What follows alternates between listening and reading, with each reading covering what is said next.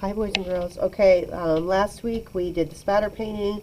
Hopefully you had time to also put kind of a wood grain on your brown paper. If you haven't done that, get a piece of brown paper from me and do some, lines like this or some knots in it to make it look kind of like wood.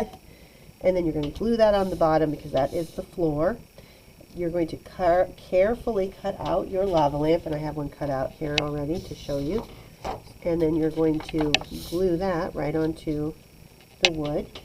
And then for those of you, to make this look really realistic, these have to be plugged in to an outlet in the wall. And then when we used to draw these, before we did the spatter painting, we used to just draw it and color in the background. You're going to want to probably find, I just found this scrap piece of paper in the Beautiful Loops. Just find some scrap white paper. Draw yourself a rectangle shape.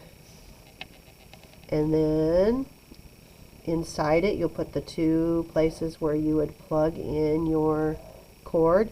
Some of them have just 2 holes, and some have like the 3. If you want the 3-prong, I think it's like this, and then there's like a round one down here. That's what the 3-prong hole looks like. Okay, so you could do that too.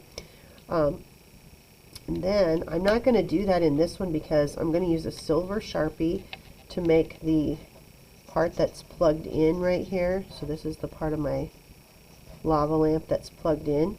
And then once you have this cut out, you'll draw the cord. And I'm using a silver Sharpie because I don't think the black one would show up on black paper, do you?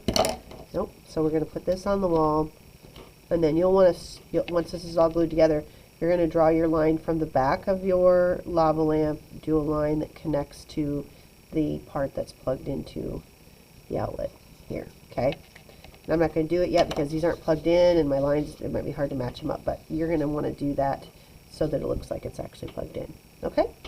When you are done, you need to photograph this, put it into your portfolio in Artsonia, and that's what you need to get done today.